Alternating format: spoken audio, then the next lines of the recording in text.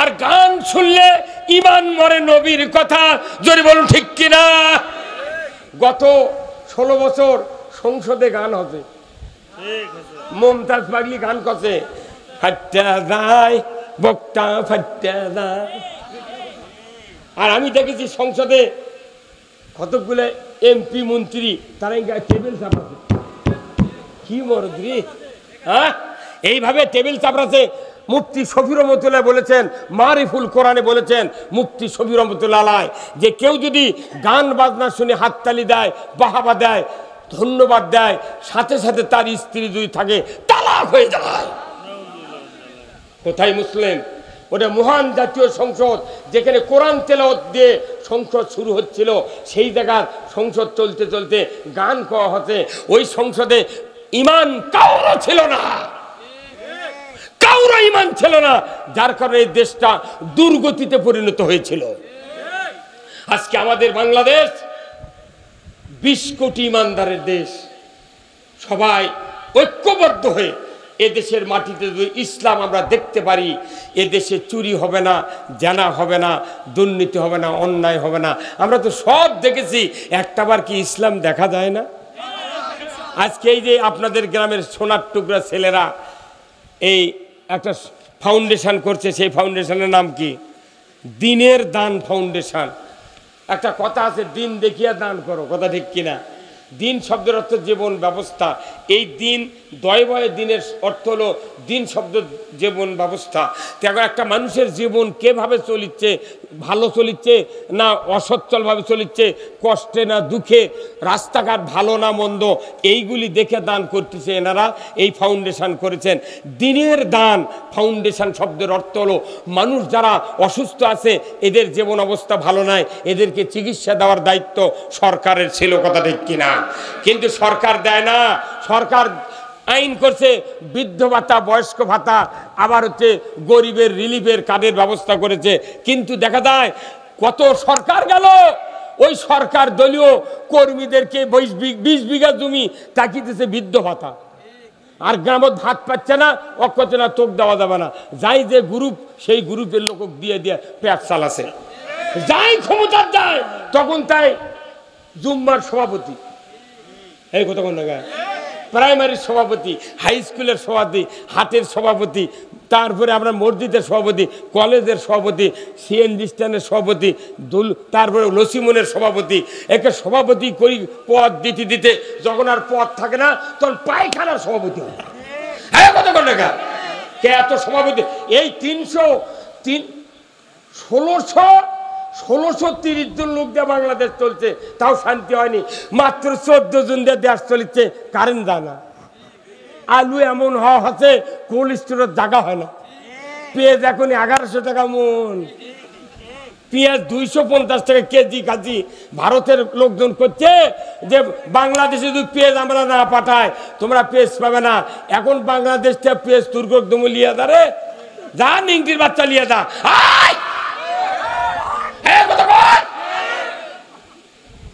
পেঁয়াজ আমি তাহিরপুর সেদিন সভা করছি, পুটিয়া 1100 টাকা মন, আমাকে 3 মন দিবার ছিল, কিন্তু আমি 2 মন কিনে এলে চারাক্কানি থেকে পেঁয়াজ লিয়ে আইকে, সেই পেঁয়াজ 100 মন করে বিঘাকে পেঁয়াজ হতে এবার। আমি সাথিয়াতে মাহফিল করছি ঈদের পরের দিনই 1 তারিখে, 100 মন করে পেঁয়াজ হতে। নিজামির সিটত আমি ওনার কবর জিয়ারত করছি, রাত 8:30টায় মাহফিল করছি ওনার বাড়িতে, 100 মন করে পেঁয়াজ হতে। সেদিন মাহফিল করছি আপনার পুঠিয়া দুর্গাপুর, রাজশাহী দুর্গাপুর থানা, পেঁয়াজ 1100 টাকা মন দিবার সাথে। এত পেঁয়াজের দাম কমে গেছে, কি কথা রে, পেঁয়াজ নেওয়ার বলতে ভাই কথা।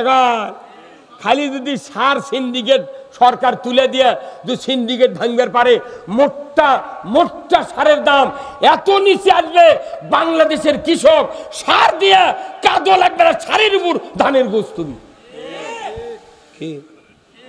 সরকারের এগুলো করা উচিত ছিল, কিন্তু ফেতরা, জাকাত, ওসর আর চামড়ার টাকা দিয়ে গরিবের পুনর্বাসন করার কথা ছিল।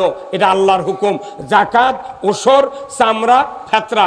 অথচ এই ফেতরা আমরা সবাই দিছি, এমনও মানুষ ফেতরা দিছি তাই ভাগে 2 টাকা পাবো। আর যাই ফেতরা প্রথম দিন চাপার হচ্ছে বেটা কথা আব্বা বাড়িতে নেই, পরের দিন আসছে কোথায় আব্বা বিটির বাড়িতে লাচ্চা দেবের কাছে, তারই পরের দিন গেছে চাচা ফেতরা দেন কোথায় খুরসা টাকা নেই। তুই উদিনকে আছিস, উদিনকে আসছে ঘাটার মধ্যে দেখা আছে, চাচা কুন্ডি যাচ্ছেন, আরে ভাই আমি আমার শ্বশুরের বাড়ি যাচ্ছি, সব দাওয়াত দিয়ে যাও ওই দিকে আনবো ইফতারি কর্ম, সেই দিনে যাচ্ছি। তে চাচা তাহলে ফেতরা কোথায়, তুই রবিবারে আসিস নি, রবিবারে গেছে ওই বাড়িতে নাই, তখন ওই ওই ফকির ওই মিসকিন ওই গরিব বলে গেছে তোর ফেতরা তুই খা।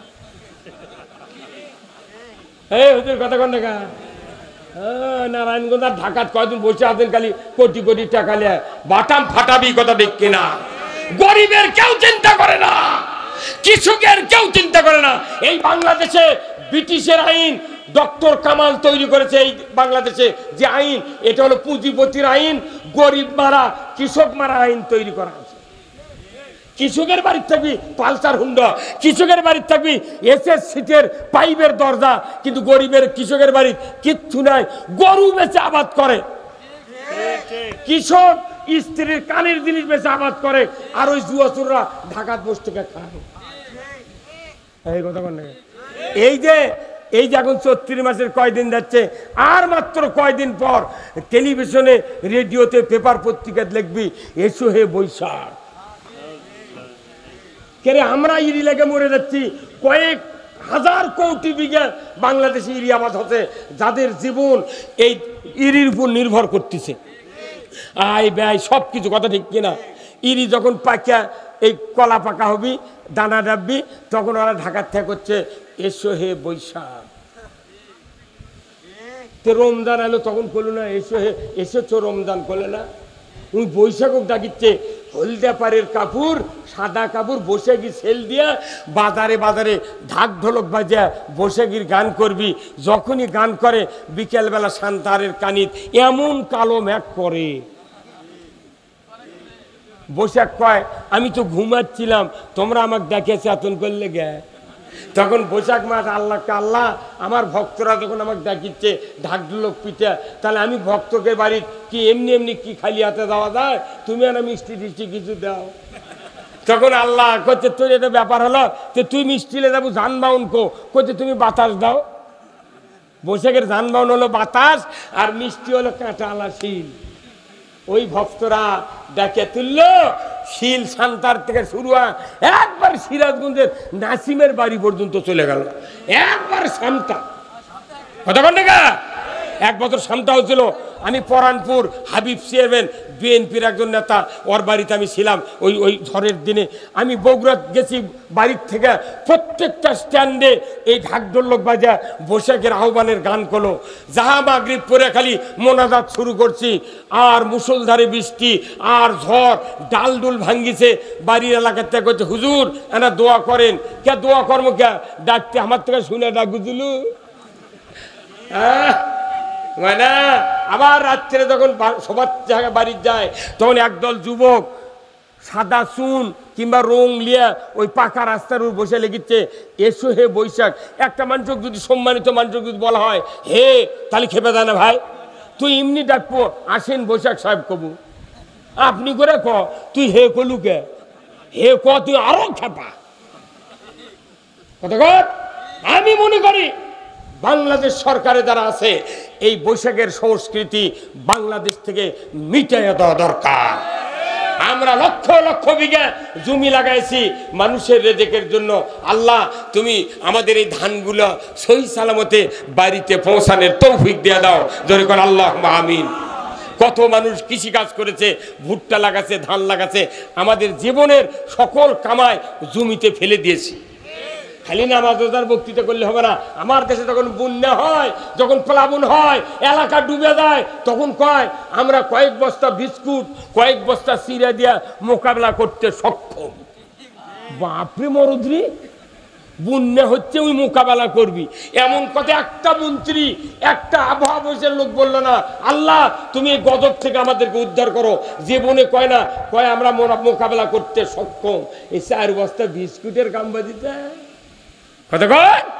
আমি সকল অবস্থায় আমাদেরকে ভরসা করতে হবে কার উপরে? কার উপরে? আল্লাহর উপরে।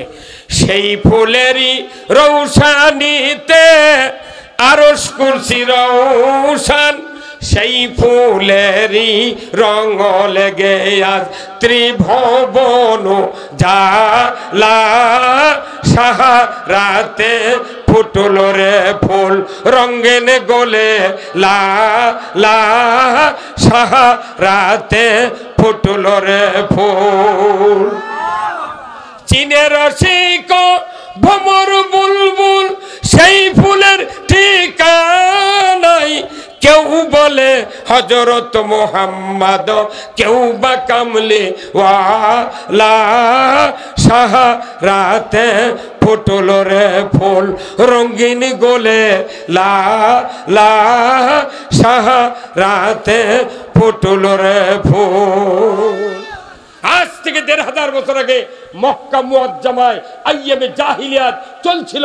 আমার রসুল তার ৩৯ বছর ২৯ দিন ১১ মাস পর্যন্ত এই জাহিলিয়াত, এই মূর্খতার যুগ, অন্ধকার যুগ, মানুষে মানুষে হানাহানি, সুদ ঘুষ, জানা ব্যভিচার, চুরি চামারি, অভাব, জাকাত, মদ, জুয়া, লটারি এইগুলি উৎখাত করার জন্য আল্লাহ রসুল চিন্তা করেছিলেন, কিন্তু কোনো সুরাহা পেলেন না।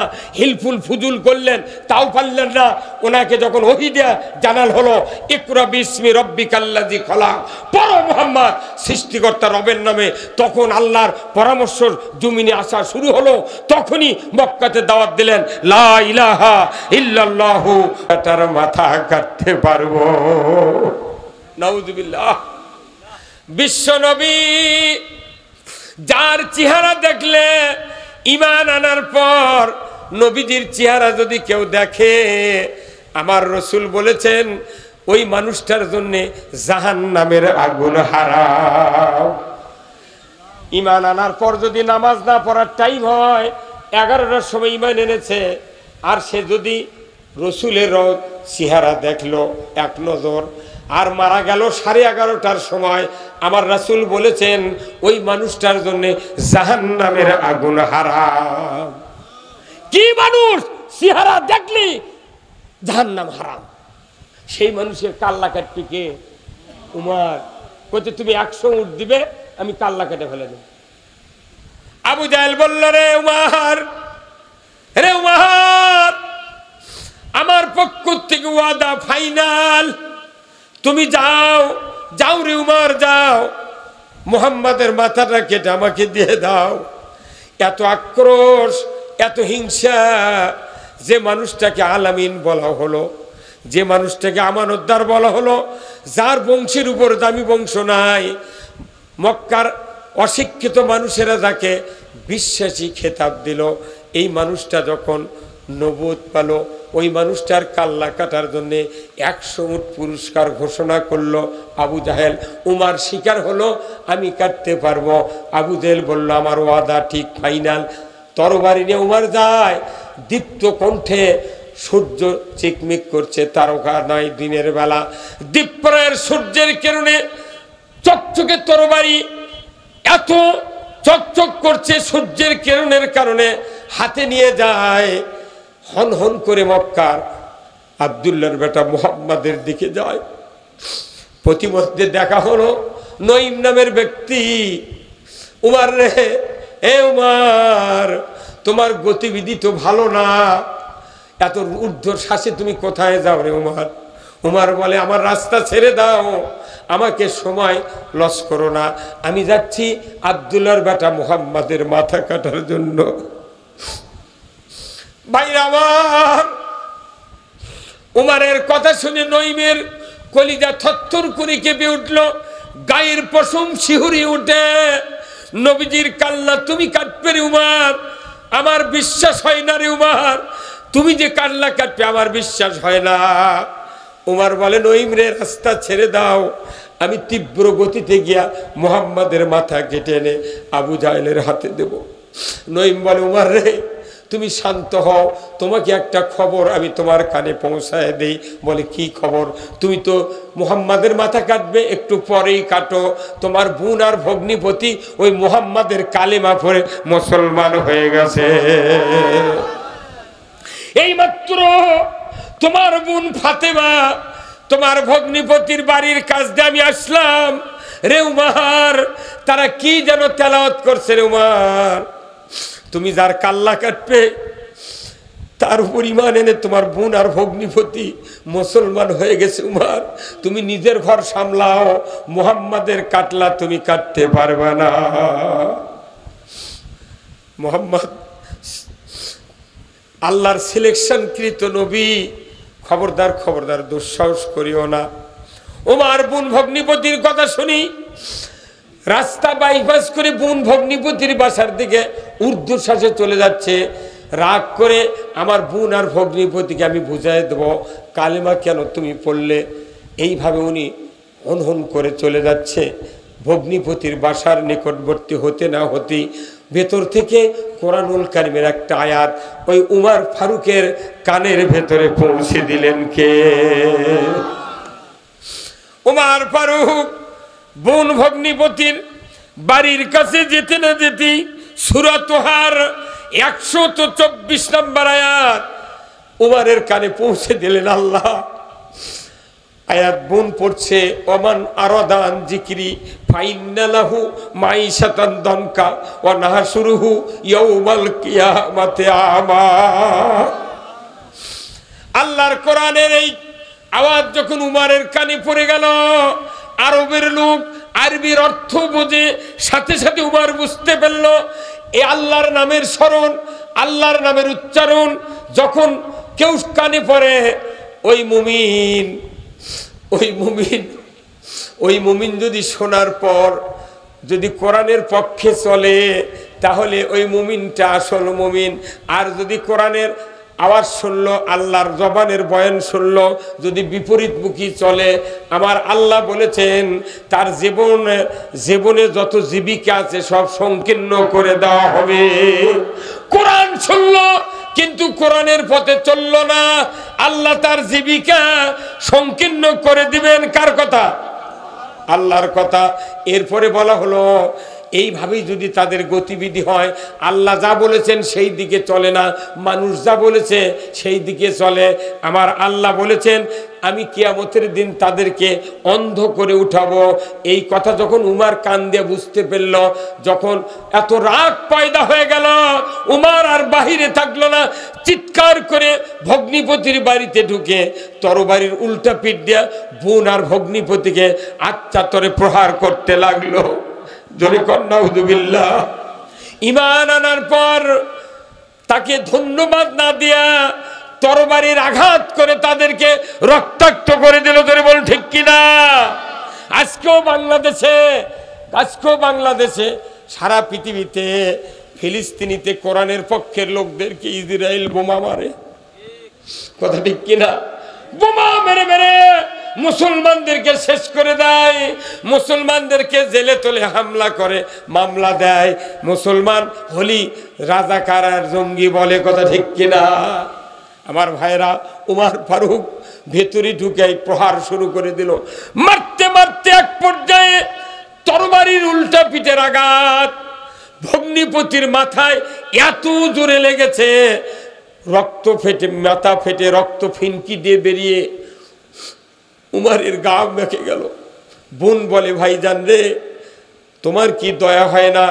আমার স্বামীকে তুমি মেরো না, আমাকে মেরে মেরে শহীদ করে দাও। তোমার ভগ্নিপতির মাথা ফেটে রক্ত বেরিয়ে যাচ্ছে, তোমার কি দয়া হয় না? উমর যখনই রক্তের দিকে তাকায়ছে, আল্লাহ রব্বুল আলামিন উমরের কলিজার ভিতরে আল্লাহর কোরআনের ভালোবাসা পয়দা করে দিয়েছে। উমর রক্ত দেখার সাথে সাথেই এমন একটা হেদায়েতের ছোঁয়া আল্লাহ তাআলা উমরের কলিজায় দিয়েছেন। উমর সাথে সাথে বলে, বোন রে, ভুল করেছি রে বোন রে, তোমরা কি পড়ছিলে আমাকে দেখাও না, একটু দেখাও না। বোন ফাতেমা বলে, ভাইজান তুমি তো আমার বড় ভাই, কিন্তু শোনো, তুমি তো নাজাসাত, তুমি তো মুশরিক, তুমি তো অপবিত্র, তোমার হাতে পবিত্র খণ্ডটি দেওয়া যাবে না। তুমি গোসল করো, পবিত্র হয়ে আসো, তোমাকে খণ্ডটি দেওয়া হবে। খণ্ডটি দেওয়া হলো। গোসলের পর উমর আরবের লোক, আরবি ভাষা পড়তে পারে। ওমান আরাদা আন যিকরি ফাইন্না লাহু মাইশাতান দানকা ওয়া নাহশুরুহু ইয়াউমাল কিয়ামাতে আমা। কিয়ামতের দিন অন্ধ করে উঠাবে, আর আর তাদের দুনিয়ার জীবিকা সংকীর্ণ করে দিবে কে?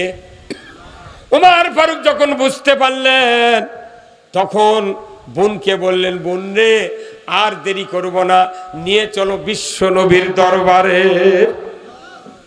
সেই ফুলেরই রৌশানিতে আরশ কুরসি রৌশান, সেই ফুলেরই রং লেগে আজ ত্রিভুবন জালা, সাহারাতে ফুটল রে ফুল। জোরে কন্যা মারহাবা। কোরআনের ঘ্রাণ উমারের নাক দিয়ে ঢুকাই দিয়েছেন কে? উমার ফারুক। আহা হা, বন্যে দেরি করো না, দুলাভাই দেরি করেন না, তাড়াতাড়ি করে নিয়ে চলেন। দ্বীপ্রহের একটু বাকি রয়েছে, 1 ঘন্টা চলে যাচ্ছে। উমার রসুলের দরবারে, সাহাবারা রসুলকে ঘিরে নিয়ে বসে প্রোগ্রাম করছেন।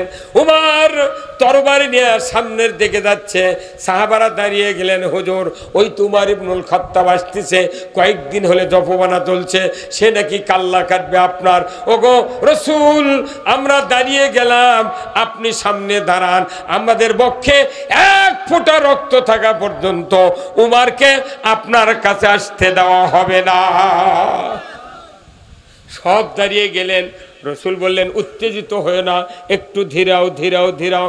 না হুজুর, হয়তো কাউকে হত্যা করবে, আর আপনাকে তো টার্গেট, আমরা মরে যাব, তারপর আমরা মোকাবেলা করব, কিন্তু আপনার কাছে আসতে দেব না। রসুল সামনে যায়, রসুলকে বাধা দেয়। ওমর আসছে, হুজুর যাওয়া যাবে না। এমন সময় আল্লাহর রসুল আকাশের দিকে নজর করলেন। আল্লাহ বুঝতে পারলেন আমার হাবিব আমার তরফ থেকে খবর চায়। আল্লাহ বানিয়ে দিলেন, জিব্রাইল যাও রে জিব্রাইল যাও, আমি তোমাকে হুকুম দিয়ে দিলাম, গত রাত্রিতে, গভীর রাত্রিতে আমার হাবিব আমার কাছে দোয়া করেছিলেন, আল্লাহ এই মক্কাতে 2 জন ব্যক্তি আছে সবচেয়ে ক্ষমতাধর, সবচেয়ে শক্তিশালী। এই 2 জন মানুষের ভিতর একজনের নাম হলো উমার, আর একজনের নাম হলো আবুল হাকাম। এই আবু হাকাম আর উমর ইবনুল খাত্তাব, এই 2 জনের মধ্যে একজনকে আমার দলে আপনি দিয়ে দেন। রে জিব্রাইল, তুমি জানো না, আমি গভীর রাত্রিতে শুনেছি, দেখেছি নবী আর্তনাদ করছে, মক্কাতে টেকা যাচ্ছে না, তার সাহায্যের জন্য 2 জন মানুষের নাম ধরে দোয়া করেছে, উমরকে আমি কবুল করেছি রে। জিব্রাইল যাও। উমর যাচ্ছে তরবারি নিয়ে, সাহাবারা যেন উত্তেজিত না হয়, উমরকে নবীজির সামনে যাওয়া পর্যন্ত যেন রাস্তা করে দেয়। উমরের ওই তরবারি, উমরের ওই শক্তি, ওই দাপট আজকে ইসলামের নিচে বিক্রয় করে দেওয়া হবে। জোরে কন্যা মারহাবা। আল্লাহ রসুল সাথে সাথে বললেন, ও আমার সাহাবীরা, খবর এসে গেছে। জিব্রাইল এইমাত্র বলে দিলেন আমাকে যে গত রাত্রিতে দোয়া করেছিলাম 2 জন ব্যক্তির জন্য, আমার দলে দেওয়ার জন্য, আল্লাহ উমরের নাম আমার জন্য কবুল করেছে। ও আমার সাহাবীরা, রাস্তা করে দাও, উমর যেন আমার কাছে আসে, উমর সামনে আসার জন্য রাস্তা করে দাও। আল্লাহর নবীর কথা শোনা মাত্রই সাহাবারা রাস্তা করে দিলেন। ডান হাতে তরবারি নিয়ে রসুলের সামনে উমর দাঁড়িয়ে গেল। আল্লাহর নবী ডান হাত দিয়া বাম হাত ধরার পর এমন ভাবে চিৎকার করলেন, উমর এইভাবে তুমি কতদিন থাকবা? একটা ধমকের সাথে সাথে উমরের হাত থেকে তরবারি পড়ে গেল।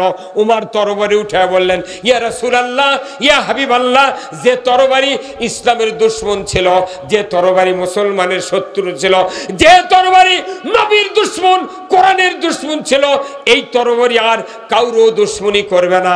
এই তরবারি এখন চলবে ইসলামের শত্রুদের বিপক্ষে। ধরে বলুন ঠিক কিনা? হুজুর গো, বুঝতে পারি নাই, 26 বছর জীবন শেষ করে দিয়েছি, আপনি হাতটা দিয়ে দেন, আমি হাতে হাত দিয়া কলেমা পড়ে মুসলমান হয়ে যাব। ধরে কন্যা মারহাবা। বেলা 11:15টার সময় উমর ফারুক ঈমান আনলেন। এইবার 1:15টার সময় জোহরের আজান। নবীজিকে বললেন, ইয়া রাসূলুল্লাহ, আপনি কোনোদিন মক্কার ঘরে আজান দিতে পারেন নাই, একদিন সন্ধ্যার সময় আপনি একটু নামাজ পড়ার জন্য কাবার চত্বরে গিয়েছিলেন, আপনার মাথার উপরে উটের পচা ভুঁড়ি আবু জাহেল তুলে দিয়েছিল, আপনার কন্যা ফাতেমা যদি সরায়া না দিত, আপনি সেই দিন শ্বাসরুদ্ধ হইয়া মারা যেতেন। ইয়া রাসূলুল্লাহ, আমি উমর ঈমান এনেছি। মাত্র 11:15টার সময় 1:15টায় জোহরের আজান হবে, নামাজ আদায় করব।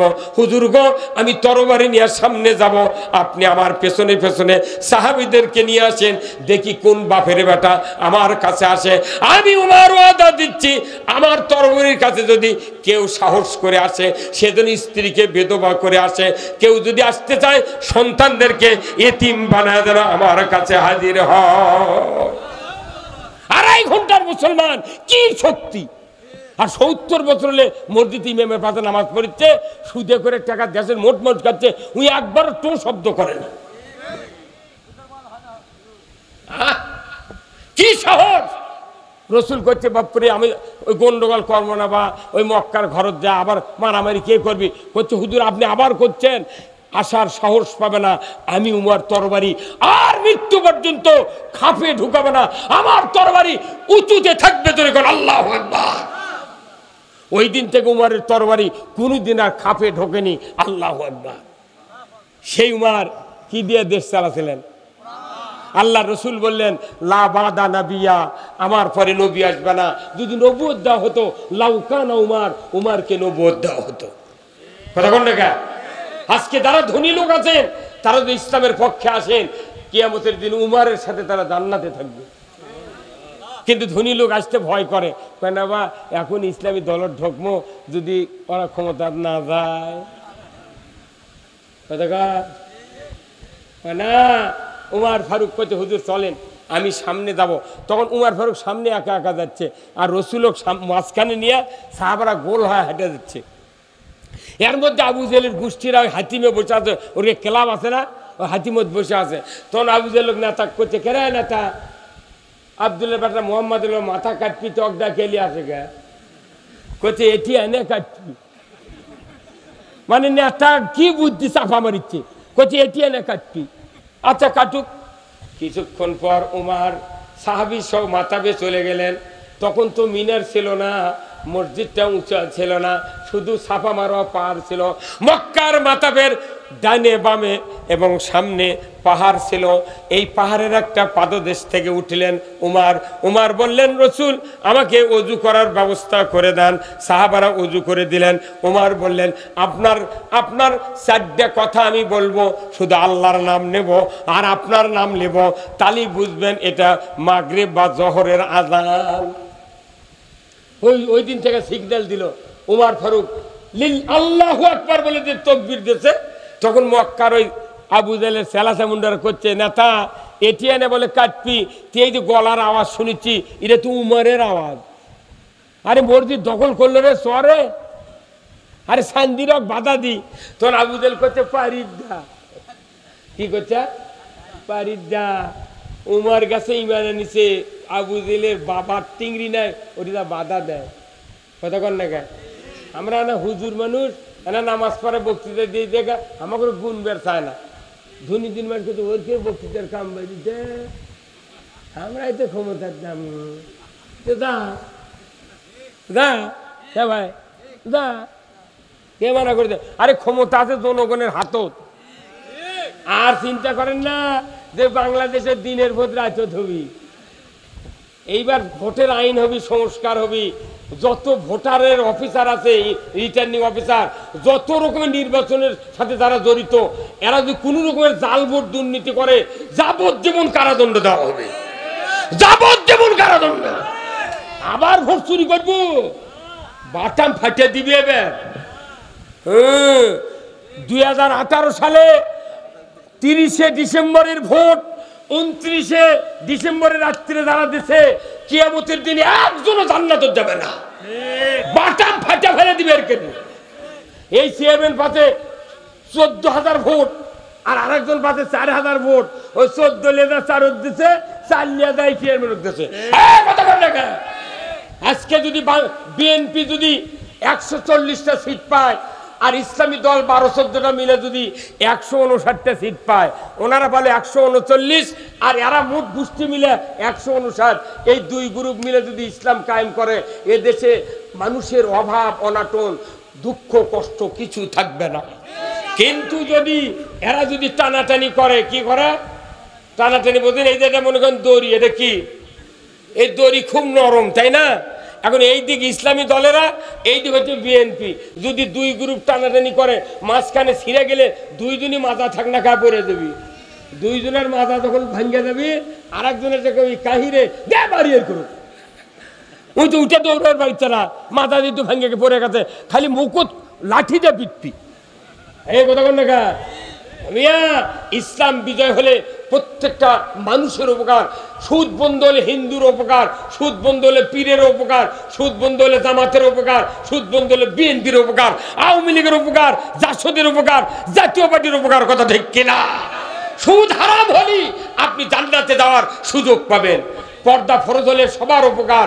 আপনার যদি জেনা বন্ধ করার আইন পাস করা হয়, পুরুষের কোমর মহিলার সিনে বন্ধ মাটির ভেতর গাড়ে দিয়ে আদলা পিকেট দিয়ে যদি একটা বিচার যদি ডিসেল লাইনে দেখানো হতো, বিটিভি, এনটিভি, এসিটিভি, 21, 24, 71, 75, 76, যুগান্তর, দিগন্ত টেলিভিশনে দেখানো হতো, চেয়ারম্যান, ভাইস চেয়ারম্যান, শিক্ষক, ম্যাডাম, ছাত্র ছাত্রী, যুবক যুবতী, নেতা নেত্রী জানা তো করা দূরের কথা, 6 মাস খুঁজলে মোবাইলত মিস কল পাওয়া যাবে না।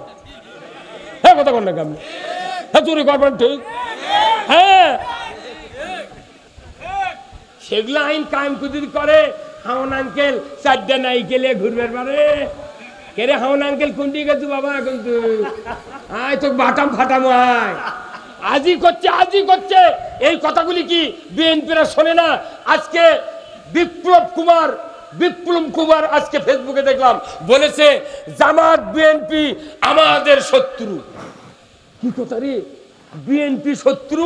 এরা বিপ্লব কুমার ফেসবুকে দিচ্ছে, আজকে দেখলাম। ওরা যেটি আছে ওটি থেকে ফেসবুকে ছাড়িচ্ছে, হয় না? মনিরুজ্জামান ডিএমপি কমিশনার ছিল, দুনিয়ার জঙ্গি নাটকের ওই মাস্টার মাইন্ড। এই ভাই কথা কন নাকি ভাই, আপনি কোন গ্রুপে থাকেন? বাটাম ফাটাবি আপনার। হ্যাঁ কথা ঠিক কিনা? আল্লাহর আইন দরকার। কথা ঠিক কিনা? আমরা কোরআন পড়ে দেখেছি, খালি নামাজ রোজার জিকিরের বক্তৃতায় পুরো কোরআন হলো রাজনীতির কিতাব, যুদ্ধের কিতাব, মানুষের শান্তির কিতাব। কুল্লাহাবিতু মিনহা জামিয়া ফাইম্মা ইয়াতিয়ান্নাকুম মিন্নি হুদান ফামান তাবিয়া হুদায়া ফালা খাউফুন আলাইহিম ওয়ালা হুম ইয়াহজানুন। আমার ভাইরা, আপনাদেরকে আমি আন্তরিক মোবারকবাদ জানাচ্ছি যে এই গ্রামের এই যুব সমাজগুলি এমনভাবে একটা দ্বীনের ফাউন্ডেশন করেছেন। এই দ্বীনের ফাউন্ডেশনের সাথে আপনার সহযোগিতা করবেন। এনারা টাকা দিয়ে, আপনাদের কাছ থেকে টাকা নিয়ে তারা মানুষের খেদমত করবে, রাস্তা ভাঙে দেবে, রাস্তা করবে, প্রসব বেদনা উঠেছে টাকা নেয়, টাকা দেবে, অভাব আছে টাকা দেবে, চিকিৎসা করতে পারতেছে না টাকা দেবে। এই সংস্থাকে আপনারা দেখবেন, রসুলের যে জাতীয় সংস্থা ছিল হিলফুল ফুজুর, এই দ্বীনের দান ফাউন্ডেশন একই কায়দায় কাজ করবে। কিন্তু তাদেরকে ঈমান আনতে হবে, আল্লাহর পক্ষে থাকতে হবে, আল্লাহর আইনের পক্ষে থাকতে হবে। এখানে লক্ষ লক্ষ টাকা মানুষ দেবে। ডক্টর ইউনূস আজকে ফেসবুকে দিয়েছে, মানুষের টাকার অভাব নাই, মানুষের খালি বুদ্ধির অভাব। কথা বল, কিসের অভাব? ডক্টর ইউনূস 1 ঘন্টা বক্তৃতা দিলে 75 লাখ টাকা পায় ফি বিদেশত, আর আমরা 3 ঘন্টা চিল্লে মরে যাচ্ছি। 40,000 টাকা চাইলে ওই 14 জগ পানি খায়। ডক্টর ইউনূস সারা পৃথিবীর মধ্যে এখন এশিয়া মহাদেশের মধ্যে সর্ববৃহৎ একটা সরকার, যাকে দেখলে জাতিসংঘের নেতাও লাফে ওঠে।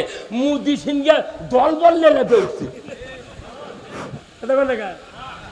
হ্যাঁ মায়না মরদ আছে, ইংরেজি শুনলে মনে খবর পড়ছে। কি রে, বাংলাদেশ যে একটা দেশ, এটা এবারকে পরিচয় হচ্ছে। সেদিন 82টা দেশের উদ্যোক্তা আছে বাংলাদেশে বিনিয়োগ করবি। ইউনূস সাহেব কত টাকা দরকার, আমরা বাংলাদেশকে সিঙ্গাপুর বানিয়ে দেব, অভাব থাকবে না, জিরো টলারে আসবে। দুস্থ মানবতার সেবা জিরো টলারে আসবে। এরপরে আপনার এই বায়ু দূষণ করবে সরকার, এরপরে আপনাকে বেকারত্ব দূর করবে সরকার। এটা কোরআনের ভাষা। পৃথিবীর সব দেশে এইগুলি করে, আমার বাংলাদেশে নাই।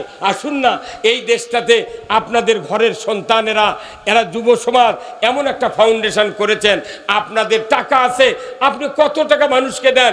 আপনি যদি একজন মানুষ 1000 করে টাকা বছরে 2 বার 2000 টাকা এই ফাউন্ডেশনে দেন, যদি এখানে 10 লাখ টাকা হয়, নিয়মিত হিসাব হবে এই এলাকার 100 জন দরিদ্র লোককে 1 বছর দান করবে, কাপড় দিবে, অসুখের চিকিৎসা দিবে, তাদেরকে রিক্সা কিনে দেবে, ভ্যান কিনে দেবে, তারা স্বাবলম্বী হবে, আর কোনোদিন মানুষের কাছে ভিক্ষা যাবে না। এই বাংলাদেশে এইবার যদি 1000 কোটি টাকা যাকাত আদায় করা হতো, 1 কোটি লোককে 1 লাখ করে টাকা দেওয়া হতো। কিন্তু যাকাত তো সরকার আদায় করে না। কোরআনে আছে যাকাত আদায় করবে সরকার। আমিলিনা আলাইহা, যাকাত আদায়কারী কর্মচারী থাকবে, তার থেকে বেতন নিবে এই যাকাতের কর্মচারী। বাংলাদেশে যাকাত আদায়ের কর্মচারী নাই, কিন্তু সুদ গায়ে গায়ে আদায় করার কর্মচারী আছে। এই কথা কোন না ভাই? এগুলো বড় বড় লোক, চেয়ারম্যান, মেম্বার, এমপিরা যদি মাহফিলে বলতো, আমাকে এগুলো কথা কয় লাগতো না। ওনারা বলে না দেখে ওনারা কয় আল্লাহর ওলি, আর আমরা বলি দেখে আমার কয় রাজাকার আর জঙ্গি।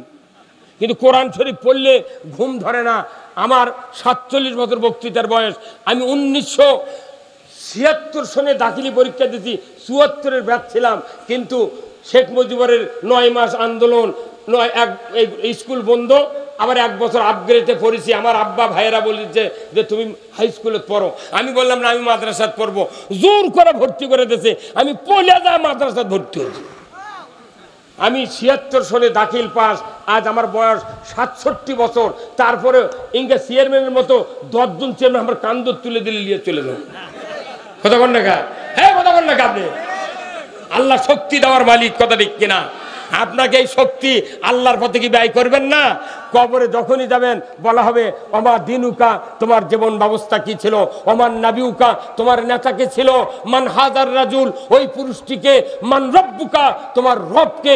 এই 4টা প্রশ্ন না করা, উত্তর না দেওয়া পর্যন্ত কবরটা জাহান্নামের গর্ত হয়ে যাবে। জোরে বলুন ঠিক কিনা? আমরা কি একটু সহযোগিতা করতে পারি না ভাই? এই ছেলেদেরকে আপনাদের সামনে একটু ব্যাগ যাবে, যার যা পকেটে একটু দিবেন, আমি আপনাদের জন্য দোয়া করব। আগামী দিনে এই মাহফিল আরো বড় ধরনের করব, যাতে আল্লাহ তাআলা আপনাদের ব্যাগ যাবে না, দিবেন না তো ওই হুজুরটা আদায় করলাম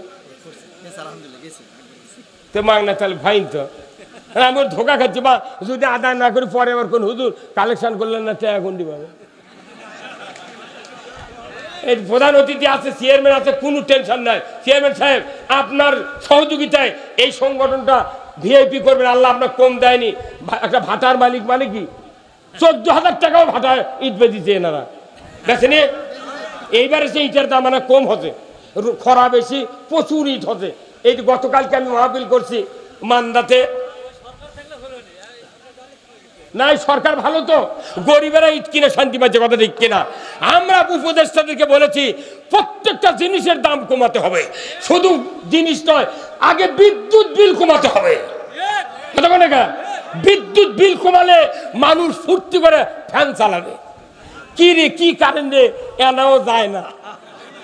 10 বছর যদি আর কাজ করে দেশে এইভাবে, সৌদি আরবের মধ্যে 1 সেকেন্ডে ধরে কারেন্ট যাবে না। কথা বল না? এই কি রে, কি মানে মরবি না? আল্লাহু আকবার। দেশে আল্লাহ শান্তি দিয়ে দে আল্লাহ। আর এই যুবকদেরকে, যুবক যারা সদস্য আছেন, আমি আপনাদেরকে ধন্যবাদ জানাচ্ছি। রাত্রি অনেক হয়ে গেছে ভাই। কত চেয়ারম্যান ভাই, কত বাজে? ওরে বাবা, আমি তো আপনার মানা করেন নাকি? আমার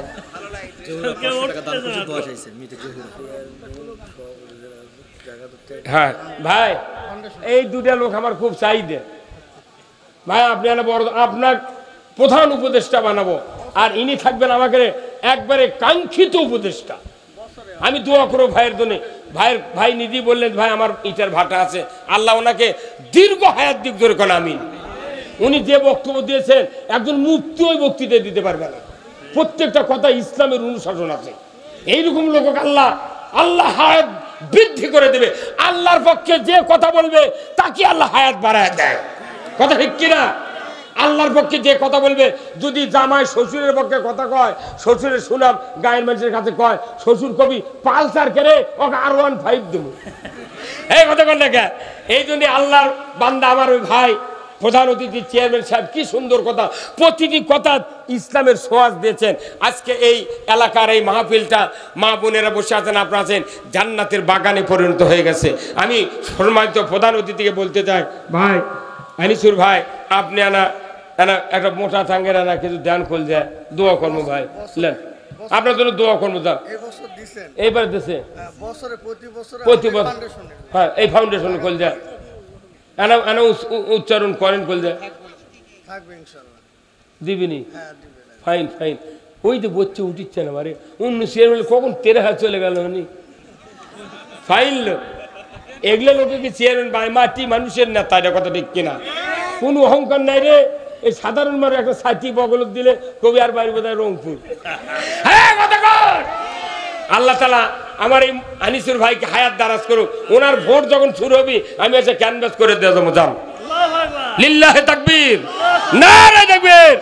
ওনারা প্রধান অতিথি এবং আমার চেয়ারম্যান ভাই, আমার সভাপতি সাহেব অ্যাডভোকেট জাহিদুর রহমান, এই দুজন লোকের কাছে আমার আকুল আবেদন, ওনারা এই সংস্থার এই ফাউন্ডেশনের প্রধান উপদেষ্টা এবং কাঙ্ক্ষিত উপদেষ্টা, এই দুইজন লোক যদি আল্লাহর মেহেরবানিতে একটু হাত প্রসারিত করেন, এই যুব সমাজের সংগঠন এখানে এমন একটা সুঘ্রাণ ছড়াবে, সাধারণ মানুষ চেয়ারম্যান মেম্বারের কাছে না যা এদের কাছে সহযোগিতা পাবে।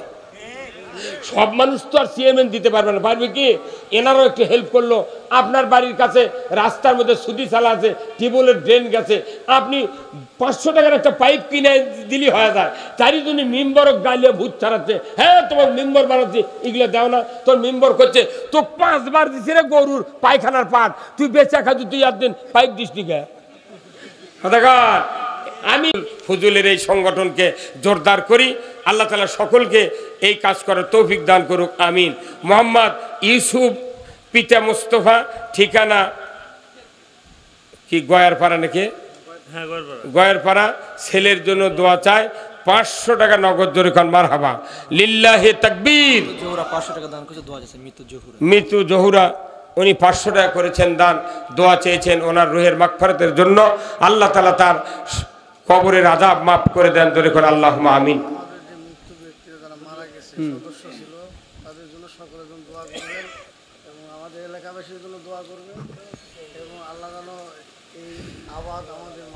আমিন আমিন আমিন।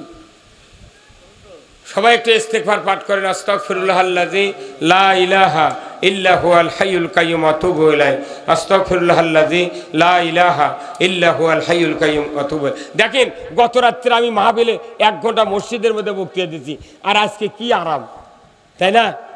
আল্লাহ যুবকদের এই আপনাদের এই মাহফিল কবুল করেছেন, জোরে কোন আমিন।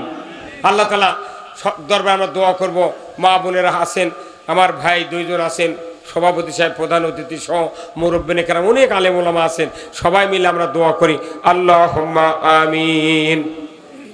আল্লাহ তোমার পাক দরবারে হাত তুলেছে 2 খানা, মাফ করে দাও, মাফ করে দাও যত আছে মোদের গুনাহ, মাফ করো, মাফ করো আল্লাহ আমাদের সবাকারে, আরো মাফ করো আল্লাহ যারা শুয়ে আছেন কবরে। সন্ধ্যা রাত্রে বান্দা ঘুমাই, আল্লাহ আপনার ঘুম তো ধরে না, কেমনি হবে বান্দার ভালাই, এই তো আপনার কামনা।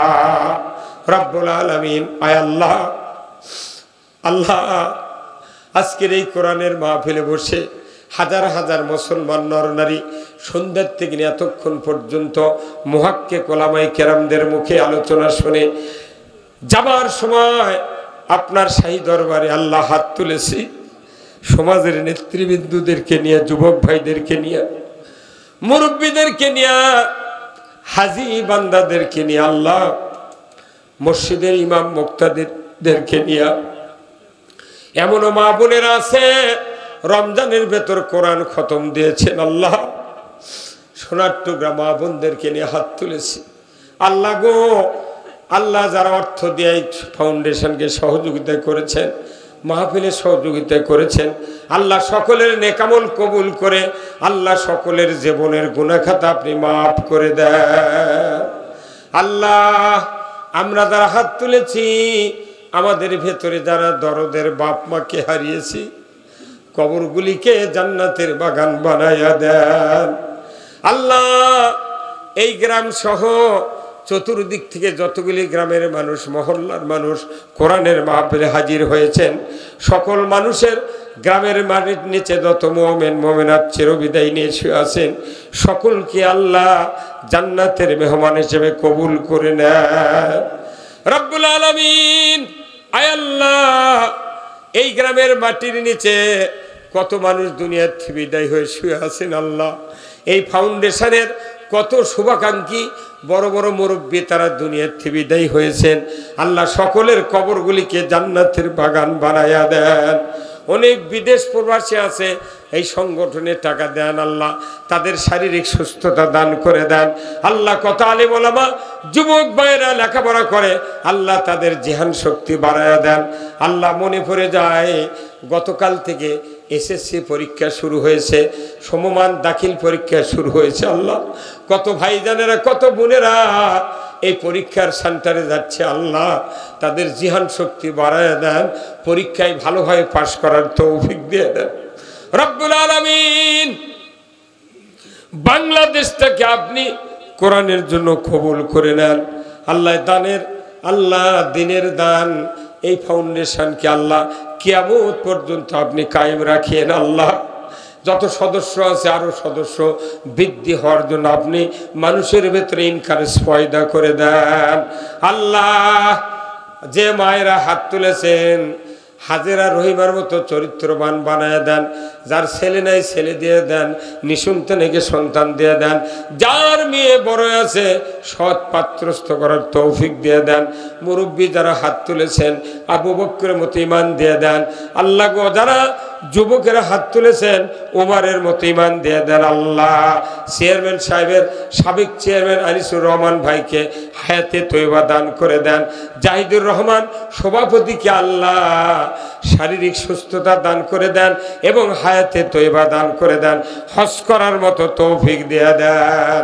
রব্বুল আলামিন, আমরা রিজিকের জন্য আপনার জমিনে ফসলের চাষ করেছে। আল্লাহ, ফসলগুলিকে আসমানি বালা জমিনি বালা ঝোড়ো হওয়া শিলাবৃষ্টির থেকে হেফাজত করুন। বাংলাদেশের উপর আপনি রহমত দান করুন। আল্লাহ, আল্লাহ আজকে হাফেজ সাহেবের বাড়িতে ভাত খাওয়ালেন, আর এক ভাইয়ের বাড়িতে রেস্টের জায়গা দিলেন। এই দুই বাড়ি সহ এই গ্রামের সকল বাড়িতে বরকতের দরজা খুলে দেন।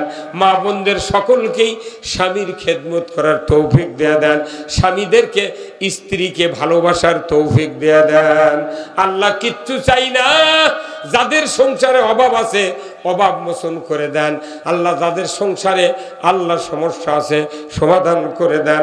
সুবহানা রাব্বিকা রব্বিল ইজ্জাতি আম্মা ইয়াসিফুন ওয়া সালামুন আলাল মুরসালিন ওয়ালহামদুলিল্লাহি রাব্বিল আলামিন ওয়া জাল আখিরা কালিমাতিনা ইনদাল মাউতি লা ইলাহা ইল্লাল্লাহ। আল্লাহ, পরিশেষে একটা দোয়া চাই। আল্লাহ, মাইকালার মাইকটা এত সুন্দর, আল্লাহ খুব শান্তিবাজি বক্তৃতা করে। আল্লাহ, মাইকালার মাইককে সঠিকভাবে ব্যবসা করার তৌফিক দিয়ে দিবেন।